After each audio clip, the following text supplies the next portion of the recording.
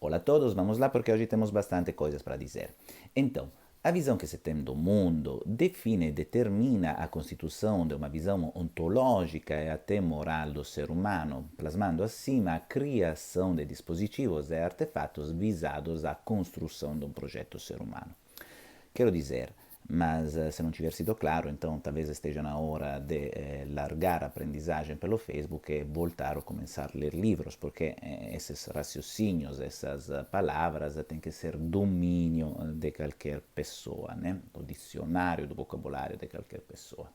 Mas eu quero dizer, a maneira como que a gente enxerga o mundo determina o que se entende como pessoa, né? Por exemplo, Hobbes dizia, filosoficamente falando, que a pessoa era originariamente e é originariamente e naturalmente malvada, ruim, portanto precisa de um contrato social para regulamentar a possível degeneração dos seus instintos, mas em contrapartida, o Jean-Jacques Rousseau dizia que o ser humano nasce eminentemente bom e acaba se perdendo por várias coisas, inclusive das coisas que os seres humanos mesmos produzem e reproduzem ao decorrer da vida. Então, essa concepção ontológica, o que se entende por pessoa, como que se entende por base da pessoa, e consequentemente ao que se entende como pessoa também se entende e se constrói, né, o que é bom e o que é ruim, o que é certo, o que é errado, o que é o melhor, o que é pior. E isto se traduz de um ponto de vista prático, de um ponto de vista dos contratos de convívio dos seres humanos nas várias sociedades, em termos de criação de dispositivos, como os das instituições ou de artefatos, cujos os mais fortes dos quais na nossa cultura são a família e a língua.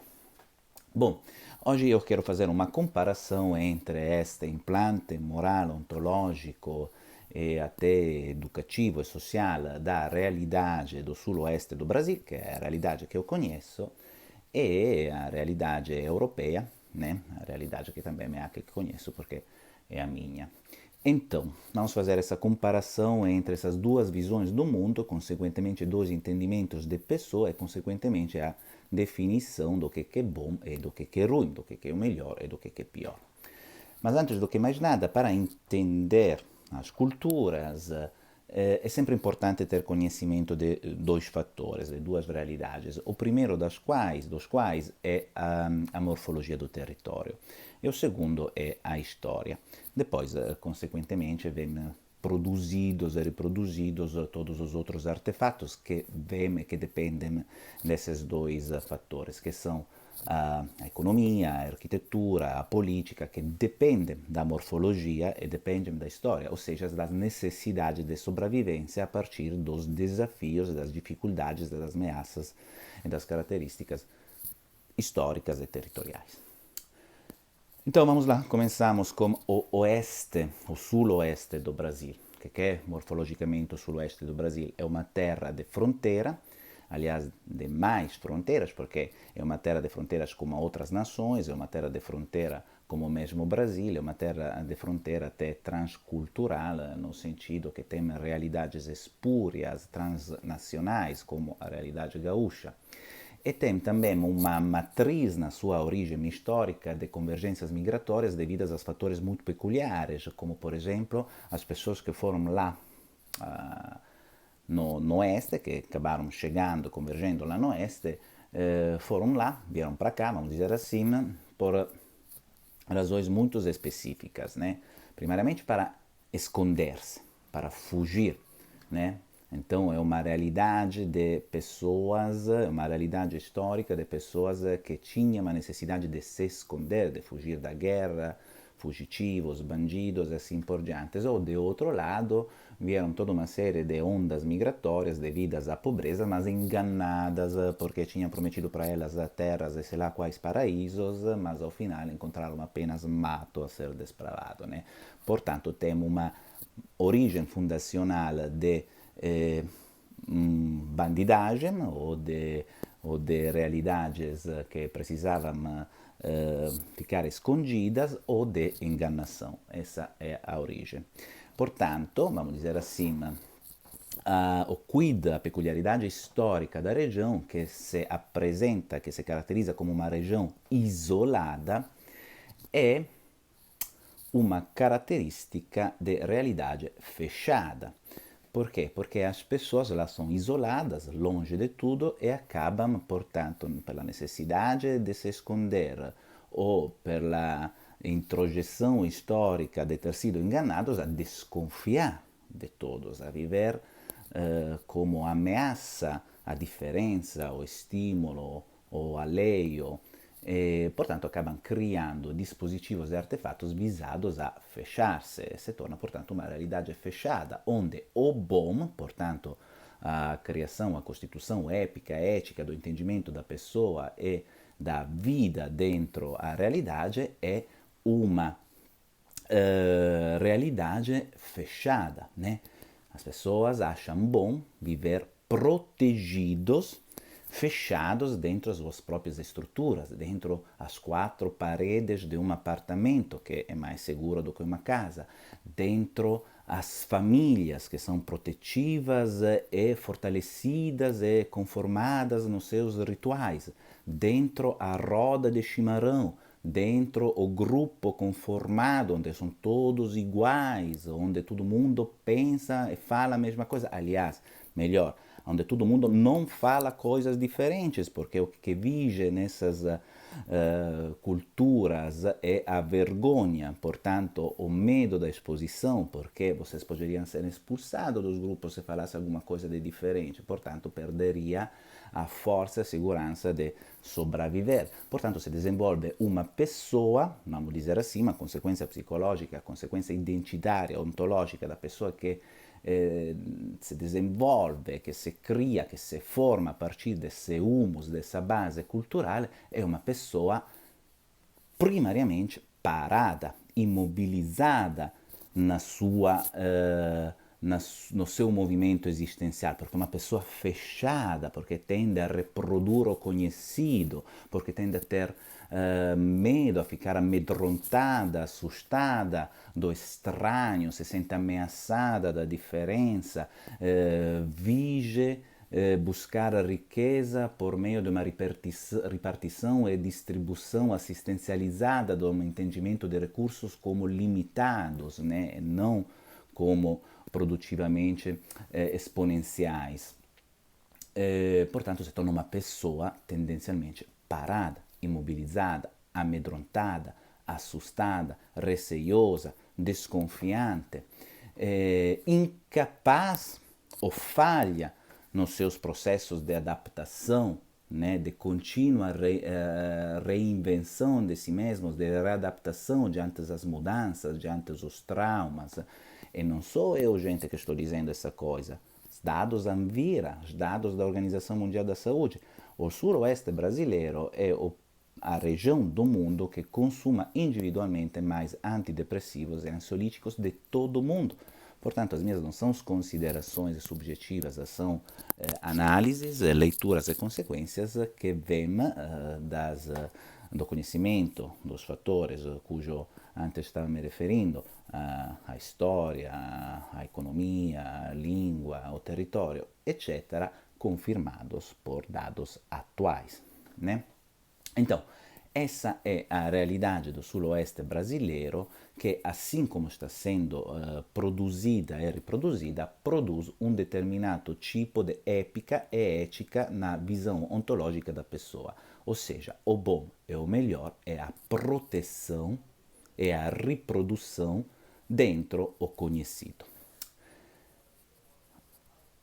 Agora faço uma comparação a respeito da minha realidade europeia, que é um pouco diferente, e uso como exemplo a minha mesma pessoa, né? Agora, eu aqui escrevi um pouco da síntese do meu perfil, vamos dizer assim. Eu na vida já visitei 79 países, já morei e trabalhei em 4 deles, né? Falo 5 idiomas, tive 2 casamentos, tive inúmeras casas e inúmeras relações. Tive muito dinheiro, já perdi todo esse dinheiro e já reganhei ainda mais dinheiro, né? Já trabalhei como operador social, menino de rua, garçom, barman, corretor imobiliário, pesquisador, analista, professor universitário, jornalista, manager de empresa, diretor comercial e diretor geral de outras empresas, assessor estratégico do ministro da Saúde, já tive essa passagem política também, mas como técnico, não como partidário. E depois fui, ainda sou psicólogo, terapeuta, fui radialista, fui colunista, já fiquei trabalhando, só investindo, administrando as minhas posses, vamos dizer assim, e obviamente já fui desempregado e até já escolhi de passar uns tempos sem fazer nada, né? E além disso, já me joguei de paraquedas, de deltaplano, de elástico, bungee jumping, de parapente. Já nadei com golfinhos e tubarões. Já dormi no deserto, apenas numa cabana, embaixo de um céu estrelado. Já me acidentei de carro e de moto. Já fiquei doente. Já ganhei amizades eternas e já perdi as ilusões desnecessárias. Já arrisquei de morrer várias vezes. Uh, já, já estive em coma, né? Já frequentei o jet set do mundo, assim como os últimos miseráveis da terra, já me tornei africano, e já atravessei todas essas realidades com a mesma dignidade e o mesmo respeito, sem fazer nenhuma diferença entre as várias pessoas, né? E já me achei uma pessoa grande e já me reconheci nada, vamos dizer assim.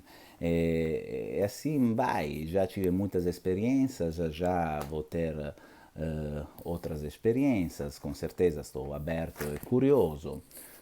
Não experimentei drogas pesadas e ilícitas e não tive experiências homossexuais e nem sequer tenho tempo para aprender alemão, mas estou aberto a todas as outras possibilidades e realidades que a vida oferece, né?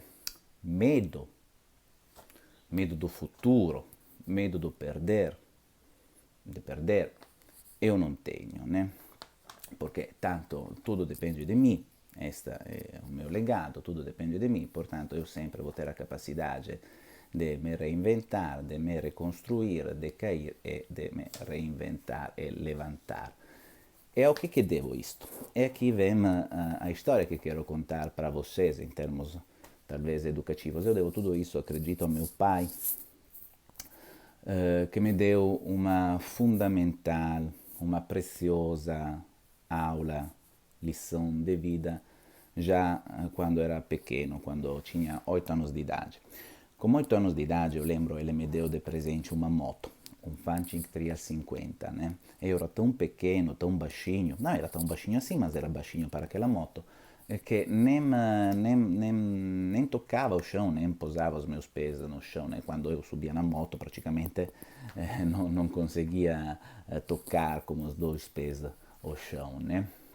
Ele um dia me deu de presente essa moto com 8 anos de idade, me levou num bosque, então eu nascido em Milão, para mim já a natureza era algo de estranho, era uma novidade ver todas aquelas árvores, aquela terra, aquela grama, né? Não estava acostumado nessas realidades bucólicas.